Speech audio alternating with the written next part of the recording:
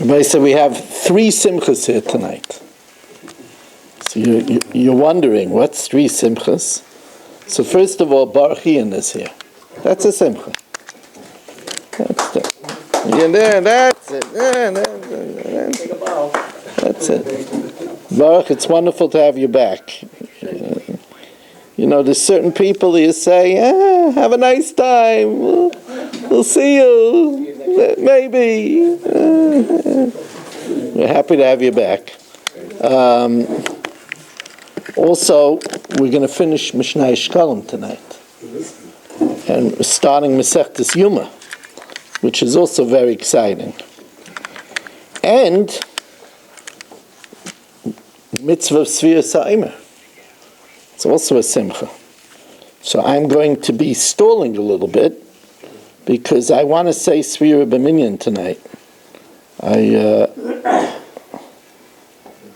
What is going on over here? Why is this?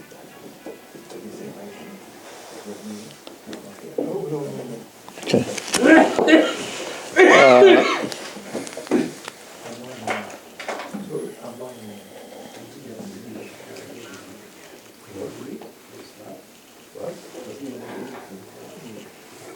What did you say?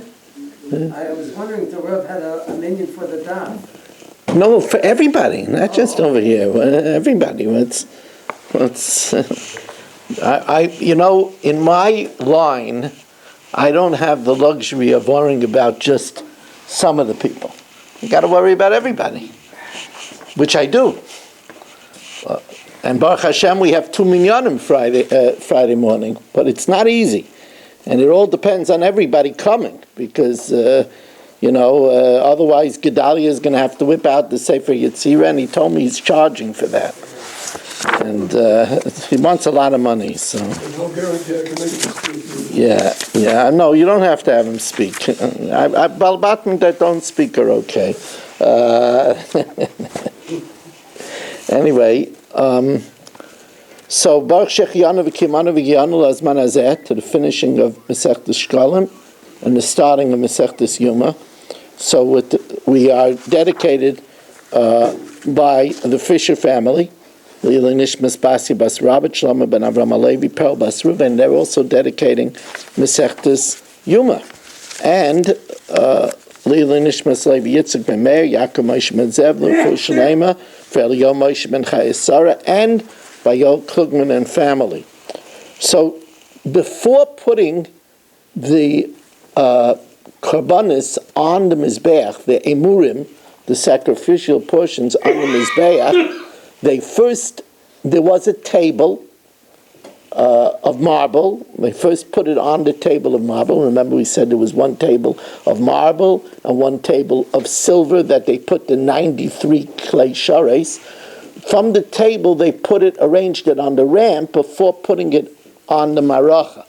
And the place where they put it on the ramp depended on what kind of a carbon it was.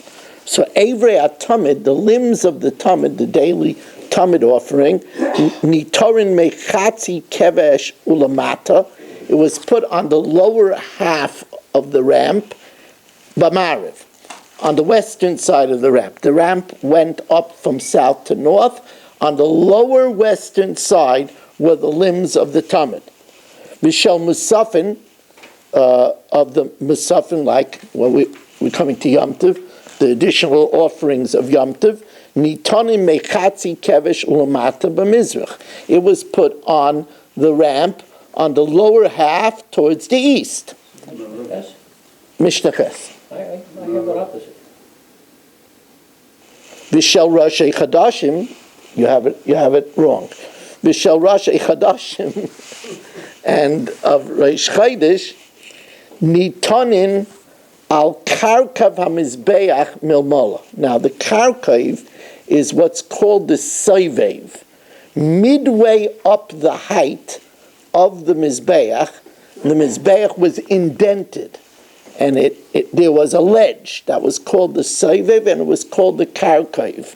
The height of the karkav, that's the part of the ramp that they put the limbs of the Reish Chodesh Musafin, which was the higher part of the ramp, because it was at the elevation of the karkoy, which was midway up the Mizbeach. So it was the upper part of the ramp. Hashkolim Babikurim, the Shekalim, which we learned about, the whole Masechta, and first fruits, which are brought, it's interesting, we're learning about Bikurim right before Shavuos.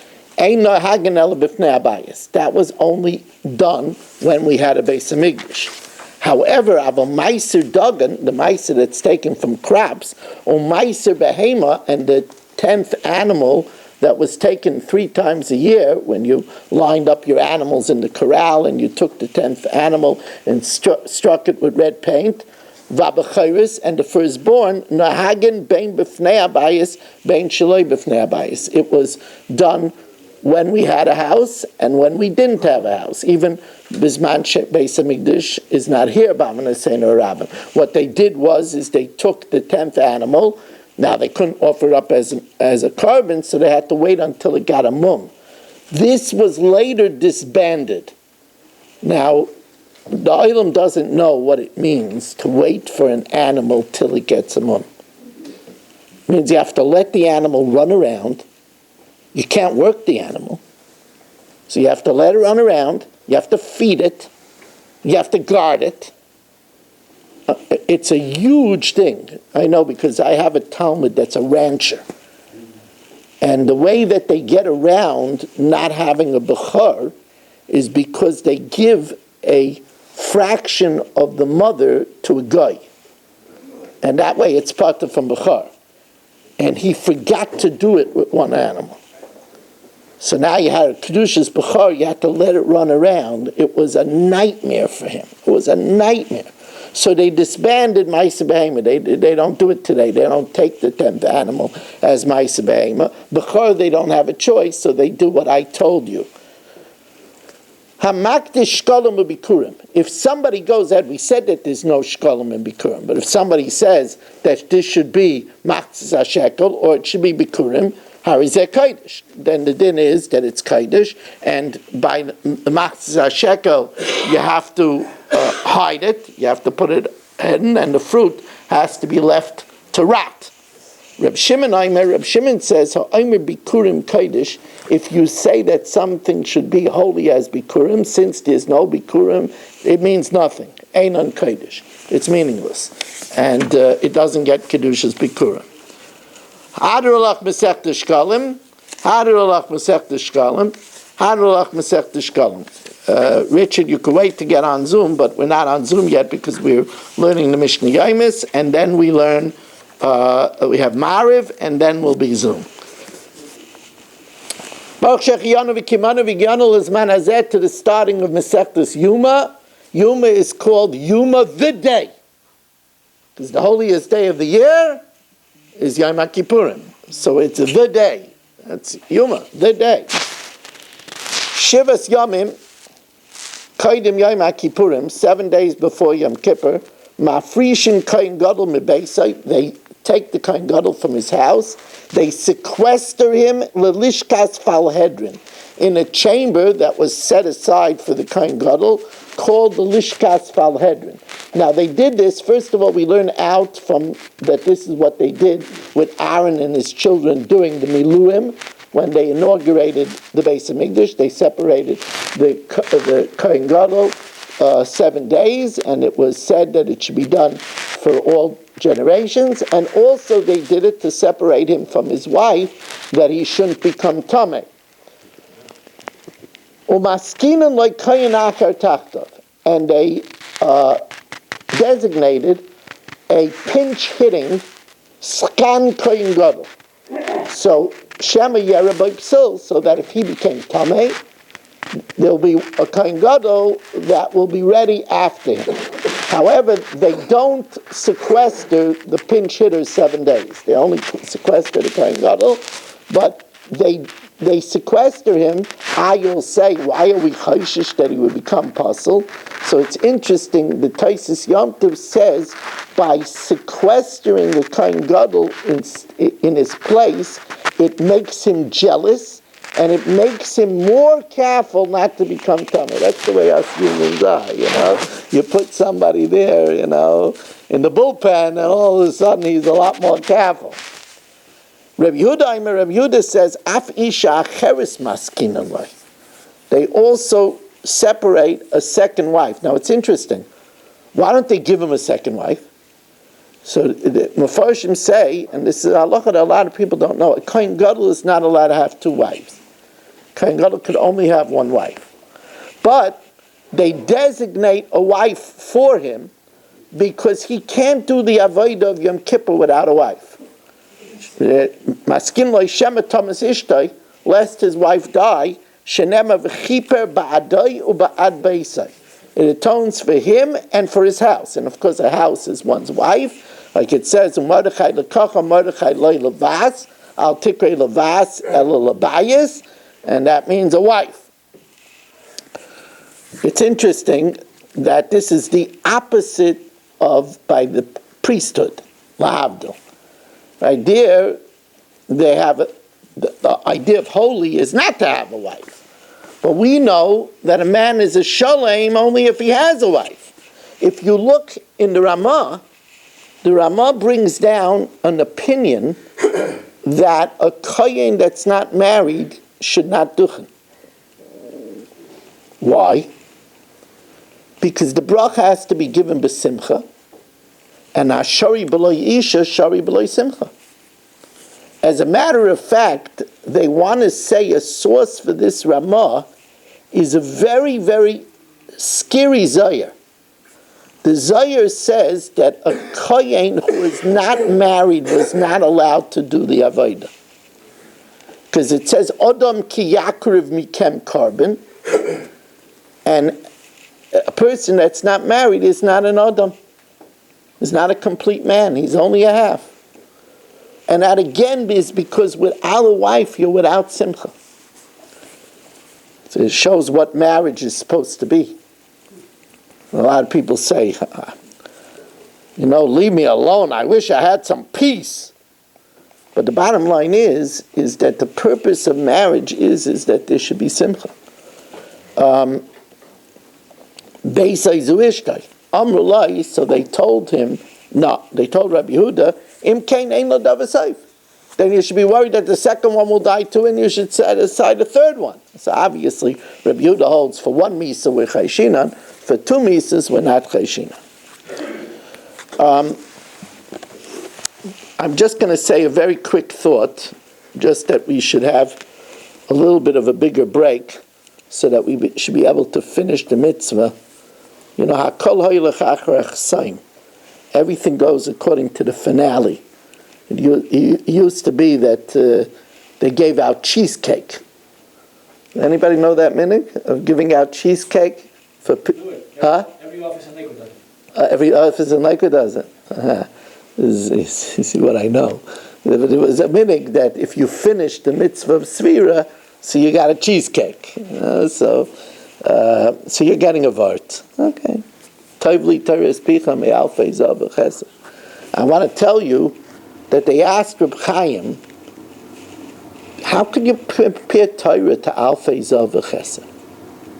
If somebody says, you see this diamond? Isn't it nicer than this piece of glass? It's ridiculous. You want to compare a diamond to another precious stone, so he says, Tovli Tov is Pichon Alfei Zav v'Chesed. Baruch says, you're comparing to thousands of dollars is nothing like a daf gemara. I'd give up thousands of dollars in a minute for a daf gemara, right? I mean, that's what they asked Reb Chaim. So you know what Reb Chaim answered? He says it's talking about money to tzedakah. When it says Tovli Teres Picha Me'alfei Zav v'Chesed, it's talking about that Baruch got himself, he won the lottery, and he bought 40 ambulances for 40 cities. Torah is more than using the money for 40 ambulances. That's the Tovli Teres Picha Me'alfei Zav v'Chesed. So anyway, I spoke tonight by the yeshiva right here. It's really very beautiful. Does anybody know the name of the yeshiva? Przansky's yeshiva? So I spoke. It was a base medrash full of hundreds of boys. It was really, really very nice. So I asked them, I started with the question, you know, the movie industry spends an enormous amount of money. We're talking about maybe for certain blockbuster movies, $30-40 million on the set of the movie, especially if it's a science fiction movie, or they spend an enormous amount on the background. So, you know, Matan Torah, Maimon Har Sinai had a background. What was the background of Maimon Har Sinai? Choshech, Oshan, Afela. That was the background. Darkness, black. Afela means real deep black. Smoke. Kailai Zabrakim, thunders. Would you have made that the background? I mean, we learn all about that Torah is a bris eish. It's a covenant of fire. It's Meir Einayim Shel Yisrael. It illuminates our eyes. Wouldn't you make the backdrop of Torah a sun, beautiful light, rainbows, swirling, glowing? Baruch would work on a nice, picture for it. It's not black. You make black, forget about it. Why is it black? So Rabbi say, I looked for this kasha for many years. I found the kasha in the Taisus Harash. Taisus Harash says, you're right. The background for Kabbalah Satar was supposed to be a bright light. But because we would sin with the Egel Azov, we were not Zoicha to the Or Torah. That's what the Taisus Harash says. So right away, the Lamdronim are very upset with the answer. What do you mean? The Rebbeinu Shalom does everything Basharu Sham. Only the way it is now. He doesn't look at the future, right? The Rebbeinu Shalom only judges us the way we are now. Otherwise, he wouldn't have saved Yishmael. He's the Tata of Arafat. But the Rebbeinu Shalom looks at him only the way he is. So what are you talking about? He looks later. You're right. The Rebbeinu Shalom won't punish us, except for now. But we're talking about something else. We're talking about getting the light of Torah, the Gishmak, the Zizkeit. Two people could leave a share and one person says, and the other person says, oh, thank God it's over. What's the difference? And it's not true that one has a good cup and the other has a good cup. It's not true. They both have a good cup. But some people are zeichet to the mesikas hatayra, the geschmack. I mean, you look at the face of Rabbi Elyashiv when he was learning, the face of Rav Steinman, the face of Rav Moshe. Mamish, they're in Olam Haba. Olam Haba is a good zach. Learning Torah is a better zach. For them, it's. If you want to get the geschmack in Torah, you got to be a mensch.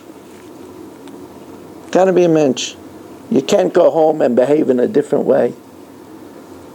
You can't act with people in a sour way. In order to get, you'll get the Torah. We got the Torah, but it was Schwarz outside. It was black. You want the Torah? You want the Torah? It has to be like Rabbeinu Yomis says, that's Nasa v'Nishma. When your Nishma is Torah, that's when we hear Rabbeinu Shalom. You want to be Zeicha to the Nishma, you have to first be a Nasa. You have to behave. Then you'll get the Nishma. We should be Zeicha, Rabbi say, this Yom Tov, we should be worthy to be Mekabel the Torah Ba'ava. Chanani ben Akasha Amaratza Kadosh Baruch Hu L'Zakei Yisrael L'Fika Chir B'Lem Torah Mitzvah Shnei Madinai